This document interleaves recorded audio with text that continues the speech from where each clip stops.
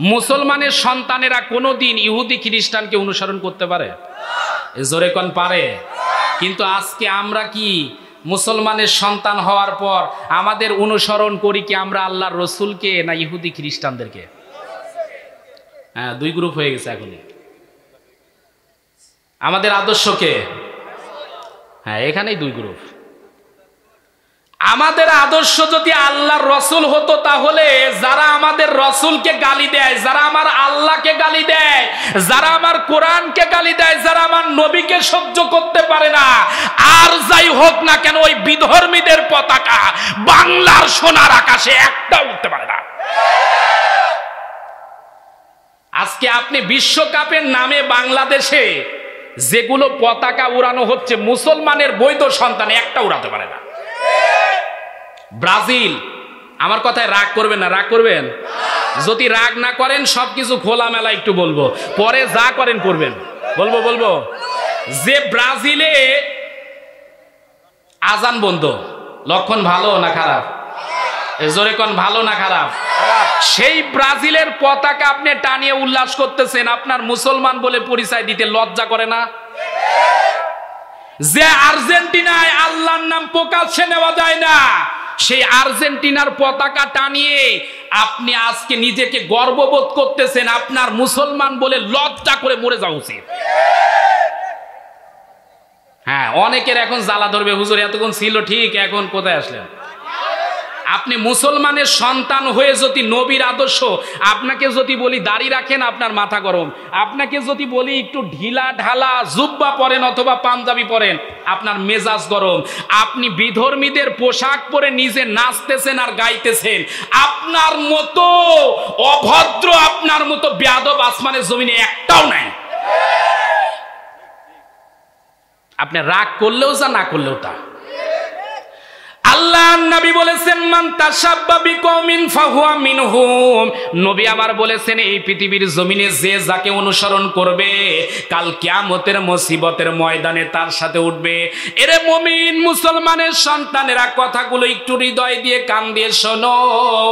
আপনি যদি মনে করেন মেসির সাথে অথবা নেইমারের সাথে অথবা কাকার সাথে অথবা যে সকল দেশগুলো খেলা করতেছে, যেগুলো মানুষের হাতের ভিতরে দাজ্জালের কানা চোখ, ভালো করে খেয়াল করবে দেখবেন এবছরে যারা খেলা করবে এদের ডান হাতে অথবা বাম হাতে দেখবেন একটা কানা চোখ আছে।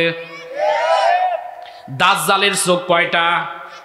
এজোরে কোন কয়টা? এই প্রত্যেকটি বিধর্মী দাজ্জালকে প্রমোট করতেছে।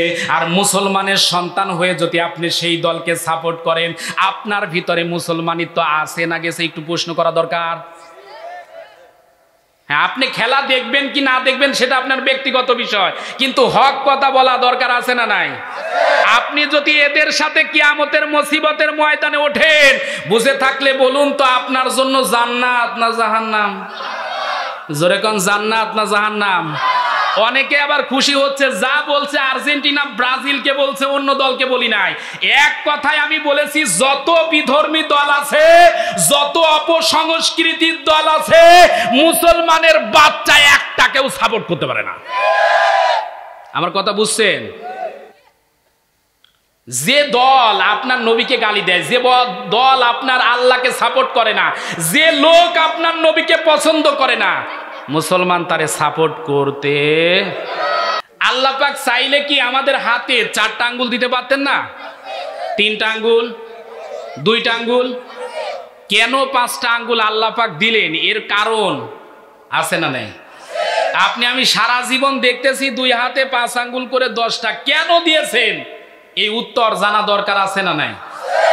কখনো শুনেছেন কেন আল্লাহ পাক 5টা আঙ্গুল দিয়েছেন? এই 5 আঙ্গুল দিয়ে আল্লাহ কি বোঝান, কি বোঝাতে চান? জানা দরকার আছে না নাই? হ্যাঁ, যদি ধৈর্য নিয়ে থাকেন এটাও শোনাবো। 2 নাম্বার, আপনার আমার 2 হাতের ভিতরে দেখেন কিছু আঁকা বাঁকা রেখা আছে। এ সবার আছে? তো এই 2 হাতের রেখার ভিতরে আল্লাহ পাক কি লিখে দিয়েছেন, কি নকশা রেখেছেন, এটা জানা দরকার আছে না নাই? 2টা গেল। 3 নাম্বার হলো, কি হলো ভাই, পিছনে কি সমস্যা? পিছনে সমস্যা হচ্ছে? 3 নাম্বার, আপনারা ছাগল চেনেন? ছাগল, ছাগল, জি ও, আমার কথা বুঝতেছেন তো? ছাগল চেনেন? ছাগলের পা কয়টা? কুকুরের পা? ছাগলের মাথা কয়টা? কুকুরের একটা। ছাগল জবাই করলে ছাগলের গোশত কালো হয়, সাদা হয় না লাল হয়? কি হয়? সাদা, মানে লাল হয় না? আপনারা ছাগল মনে হয় খাননি। কি কালার হয়? লাল। কুকুর জবাই করলেও কিন্তু কুকুরের গোশত সাধারণত লাল হবে। কিন্তু আমার প্রশ্ন হলো, ছাগলের গোশত খাওয়া হালাল কিন্তু কুকুরের গোশত খাওয়া হারাম। হালাল না হারাম? তে কুকুরের গোশত খাওয়া কেন হারাম আর ছাগলের গোশত কেন হালাল জানা দরকার আছে না নাই? যদি আপনাদের ধৈর্য থাকে এই তিনটা প্রশ্নের উত্তর সহ আজকের মাহফিলের যাবতীয় যতটুকু কথা বলার নিয়ত করেছি সমস্ত কথাগুলো বলার চেষ্টা করব ইনশাআল্লাহ। তো এতটুকু সময়, 1.5 ঘন্টা সময় যদি লাগে আপনারা দিবেন? দিবেন? কারা কারা দিবেন একটু হাত তুলে দেখান তো। কই কই? হ্যাঁ, এই যে কিছু মানুষ এখনো হাত তোলেনি, কিছু মানুষ নিচু করে আছে যাতে মনে করতেছে অর্ধেকে চলে যাব। শুনবেন না তাই তো? আচ্ছা, যখন শুনবেন না বলবেন, আমি মোনাজাত দিব, ঠিক আছে? আচ্ছা, দেখা যাক আপনাদের ধৈর্য কতটুকু কোলায়। আচ্ছা, এ মুসলমানের সন্তানেরা কথাগুলো হৃদয়ের কান দিয়ে শুনবেন। নবী আবার কালিমার দাওয়াত দেয়, দিন যত যায় কালিমার দাওয়াতের কারণে লোক বাড়ে, কিন্তু নবীর উপর অত্যাচার কমে না বাড়ে। এ জোরে কোন, নবীর উপর অত্যাচার কমে না বাড়ে? যতদিন যায় নবীর উপর অত্যাচার, জুলুম, নির্যাতন আরো বেড়ে যাচ্ছে। এরপর কি নবীর কালিমার দাওয়াত দেওয়া বন্ধ না চলতেছে? নবী আমার যখন কালিমার দাওয়াত দেয় এমন সময় মক্কার জমিনে কালিমার দাওয়াত দেওয়া বড় কঠিন। গভীর রজনীতে নবী আমার 2টা হাত আরশে আজিমের দিকে তুলে ডাক দিয়ে বলে, মালিক রে, এই মক্কার জমিনে 2 জনের ভিতরে যে কোনো একজন মানুষকে কালিমাওয়ালা বানায়া দাও। একজন হলো আমর ইবনে হিশাম, অন্যজন হলো ওমর ইবনে খাত্তাব। এই 2 জনের ভিতরে একজনকে কালিমাওয়ালা বানায়া দাও। বুঝে থাকলে বলুন তো, আমার নবী যদি আল্লাহর কাছে দোয়া করে, আমার আল্লাহ দোয়া কবুল করবে কি করবে না? আল্লাহ পাক রব্বুল আলামিন দোয়া কবুল করার পর ডাক দিয়ে বলে, হাবিবুল্লাহ, আপনি টেনশন করবেন না, চিন্তা করবেন না। এই মুহূর্তে ইসলামের জন্য, কোরআনের জন্য, হাদিসের জন্য, ইসলামের বিজয়ের জন্য আমি ওমরকে কালিমাওয়ালা বানায়া দিলাম। এরে মুমিন মুসলমানের সন্তানেরা, ওমর ফারুক রাদিয়াল্লাহু তাআলা আনহু কালিমাওয়ালা হওয়ার পর নবীর কাছে এসে ডাক দিয়ে বলে, ইয়া রাসূলুল্লাহ, হাবিবাল্লাহ, হুজুর, এতদিন পর্যন্ত কালিমার বাহিরে ছিলাম, ইসলামের সুমহান ছায়ার নিচে ছিলাম না। আজ এই মুহূর্তে কালিমাওয়ালা হয়ে গেছি গো নবী। আপনার কাছে আমি জানতে চাই, কালিমার দাওয়াত গোপনে না ওপেনে? নবী আমার ডাক দিয়ে বললেন, ওমর রে, মক্কার জমিনের অবস্থা বাবা ভালো না, যার কারণে মক্কার জমিনের অবস্থা খারাপের কারণে কালিমের দাওয়াতটা চলে গোপনে, যার কারণে বাংলাদেশের অবস্থা খুব ভালো না খারাপ? ভালো, খুব খারাপ। এরে মুমিন মুসলমানের সন্তানেরা, সব কথা কিন্তু ভেঙে বলা যাবে না। আগেই বলতেছি, কিছু কথা হবে অ্যাঙ্গেলে আর কিছু হবে প্যান্ডেলে, বুঝে নিলেই বোঝা যাবে। কথা বোঝা যায় না ভাই? কারণ বেশি ভেঙে বললে আবার দেখবেন স্টেজ থেকে নামা বিপদ হয়ে যেতে পারে। কার মনে কোন মতলব বোঝা তো যায় না। এরে মুমিন মুসলমানের সন্তানেরা, কথাগুলো একটু হৃদয়ের কান দিয়ে শোনেন। ওমর ফারুক রাদিয়াল্লাহু তাআলা আনহু ডাক দিয়ে বলে, নবী গো, আপনি যদি আমারে অনুমতি দেন তাহলে কাবার হাতিমের সামনে আমি আল্লাহ এবং তার রাসূলের সান্নিধ্য হাসিলের জন্য একটা মিছিল দিতে চাই। নবী আমার ডাক দিয়ে বলে, ওমর রে, এই মুহূর্তে আমি কালিমার জন্য মিছিল দেওয়ার অনুমতি দিলাম। কাবার হাতিমের সামনে হযরতে ওমর ফারুক রাদিয়াল্লাহু তাআলা আনহু সর্বপ্রথম মিছিল দিলেন, লিল্লাহে তাকবীর। তাকবীর। জোরে মিছিল দেন তো লিল্লাহে তাকবীর। আল কোরআনের আলো, আল হাদিসের আলো, লিল্লাহে তাকবীর। কাবার হাতিমের সামনে হযরতে ওমর ফারুক রাদিয়াল্লাহু তাআলা আনহু মিছিল দেওয়ার পর আবু জেহেল উতবা সাইবা চিন্তা করে যে জমিনের ভিতরে লাত মানত উজ্জার নিয়ম নীতি ছাড়া চলে না, ওই জমিনে কে আল্লাহর নামের মিছিল দেয়? ওরে ঘর থেকে আবু জেহেল উতবা সাইবা বাহির হওয়ার পর দেখতেছে মিছিলের সামনে হযরতে ওমর দাঁড়িয়ে আছে। সুবহানাল্লাহ বলবেন না? উতবা সাইবা ডাক দিয়ে বলতেছে, নেতা মিছিল দিচ্ছে এই জমিনে কি কোরআন হাদিসের মিছিল চলে? যে কোনো কায়দায় মিছিল থামানো লাগবে। আবু জেহেল বলে, তুই চিনিস ওমর রে? ওমরের সামনে যদি যাস ওরে একটারও মাথা রাখবে না, ইন্না লিল্লাহ পড়ায় ছেড়ে দিবে। সুবহানাল্লাহ বলবেন না? সুবহানাল্লাহ বলবেন না? আজকে এই পৃথিবীর জমিনে ওমরের বড় দাম। আজকে এই পৃথিবীর জমিনে ওমরের খুব দরকার। কথা কন না কেরে ভাই? আমার বিশ্বাস আজও বাংলাদেশের এই ৬৪ জেলা থেকে যদি একজন ওমরের মতো আদর্শ নিয়ে, ওরে খালিদের মতো আদর্শ নিয়ে বাংলাদেশের ৬৪ জেলা থেকে যদি একজন করে ওমর বাহির হতে পারতো আর জনগণ যদি তার পিছনে যাইতো, আল্লাহর কসম করে বলি কোন রামবাম নাস্তিকও আল্লাহর নামের স্লোগান নিয়ে কটূক্তি করার সাহস পেত না। আজকে দুঃখ রাখার জায়গা নাই, কষ্ট কারে বলবো, কোথায় বলবো, বলার মতো জায়গা নাই। নারায়ে তাকবীর আল্লাহু আকবার স্লোগান দিলে অনেকের মাথা গরম হয়ে যায়। আচ্ছা, এখানে সর্বদলের মানুষ আছেন, আমি রাজনীতির দলের কোনো পাল্লায় তুলবেন না, আমি বলতেছি নারায়ে তাকবীর এটা কি খারাপ শব্দ? লিল্লাহে তাকবীর এটা কি খারাপ শব্দ? কিন্তু কয়েকদিন আগে আমরা দেখলাম একটা সমাবেশের ভিতরে নারায়ে তাকবীর বলার কারণে উনি নাকি বিতর্কিত হয়ে গেছে। এ কথা কন না কেরে ভাই? নারায়ে তাকবীর বললে কি কেউ বিতর্কিত হতে পারে? আপনি আমি মুসলমান যদি হয়ে থাকি, নামাজ ৫ ওয়াক্ত যদি পড়ে থাকেন, যে দলের লোকই হন না কেন, মসজিদে ইমাম সাহেব কি নারায়ে তাকবীর বলে নামাজ শুরু করে না মা দুর্গা বলে নামাজ শুরু করে? জি জি জি। তাহলে নারায়ে তাকবীর বলে না, আল্লাহু আকবার বলে। আল্লাহ মানে আল্লাহু আকবার, আল্লাহ সবচাইতে বড়। এই তাকবীর দিয়ে যদি নামাজ শুরু করে, সেখানে আপনি যদি রাজনীতির গন্ধ না খোঁজেন, তাহলে নারায়ে তাকবীর ভিতরে রাজনীতির গন্ধ খোঁজার কোনো কারণ আছে? এজরে কোন কারণ আছে? আপনি নারায়ে তাকবীর ভিতরে কেন রাজনীতির গন্ধ খোঁজেন? আপনি মারা গেলে সেখানে যেমন আল্লাহু আকবার ধ্বনি শোনানো হবে, আপনি যখন নামাজে যান সেখানে আল্লাহু আকবার ধ্বনি শোনানো হচ্ছে। ওরে মৃত্যুবরণ করার পর আপনার যখন জানাজা হবে, ওই জায়গায় আল্লাহু আকবার ধ্বনি তো শোনানো হবে। তাহলে সব জায়গায় যদি আল্লাহর নামে ধ্বনি শুনতে হয়, মুসলমান কি আল্লাহু আকবার ধ্বনি ছাড়বে? এজরে কোন ছাড়বে? একটা জিনিস মনে রাখা দরকার, আমাদেরকে যতই বলো, আমাদেরকে যতই থামাও না কেন, একটা জিনিস মনে রাখা দরকার, আমাদের রক্তে মিশে আছে আল্লাহু আকবার, আমাদের হৃদয়ে মিশে আছে আল্লাহু আকবার, আমাদের কণ্ঠে মিশে আছে আল্লাহু আকবার।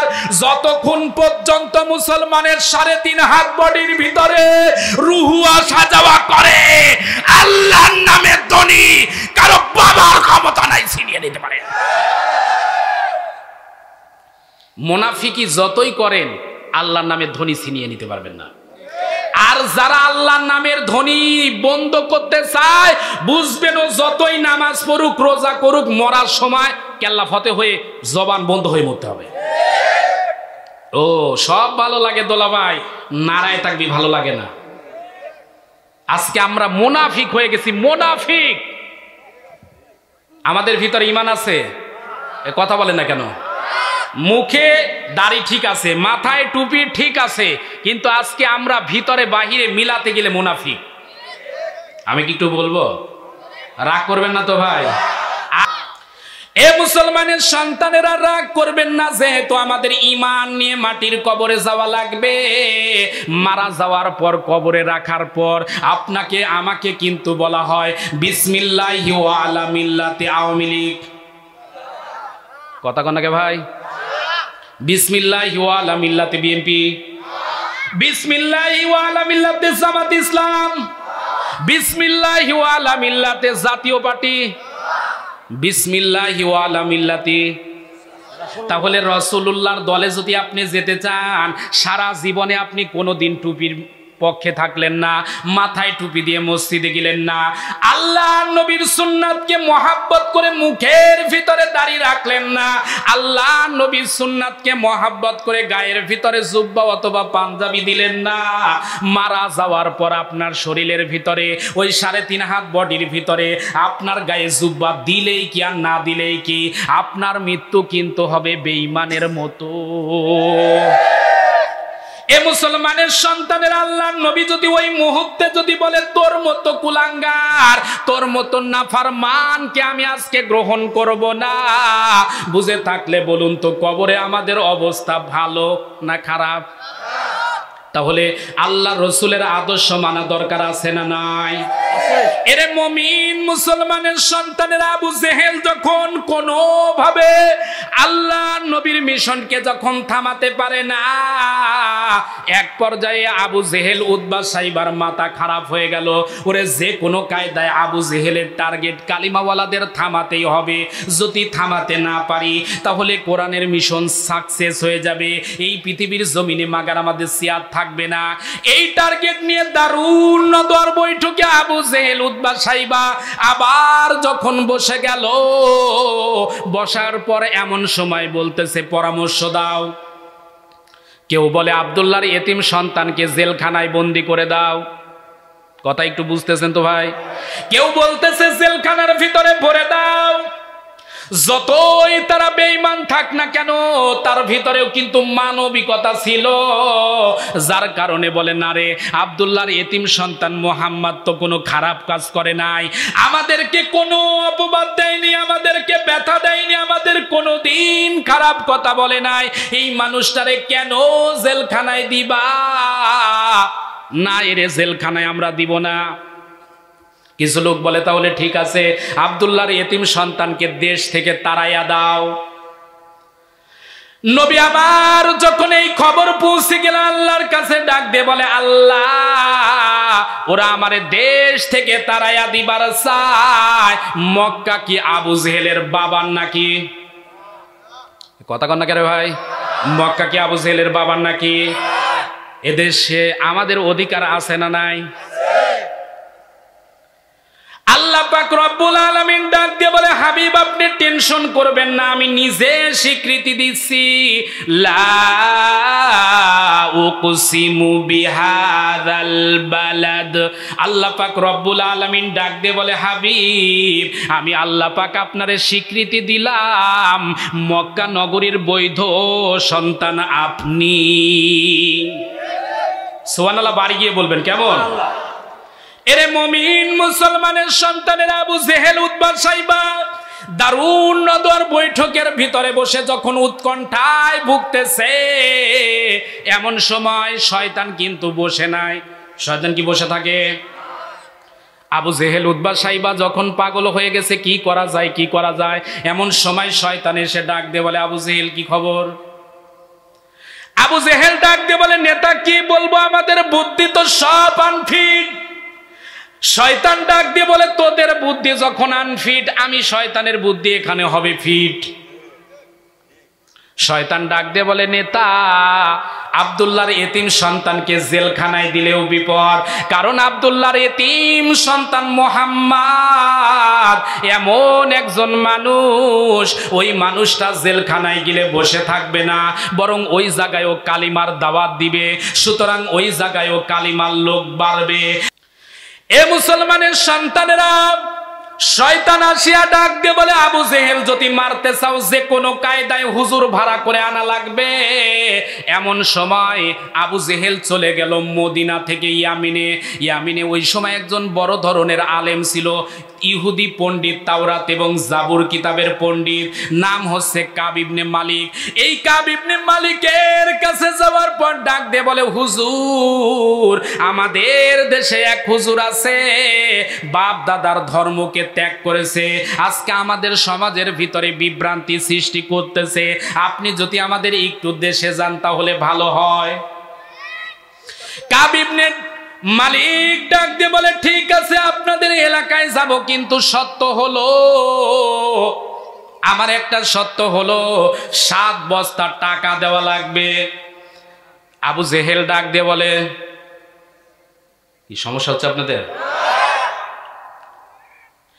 কাব ইবনে মালিক এমন সময় ডাক দিয়ে বলে, 7 বস্তা টাকা দেওয়া লাগবে, যদি 7 বস্তা টাকা দেন আপনাদের হুজুরকে যে কোনো কায়দায় আমি পরাজিত করব।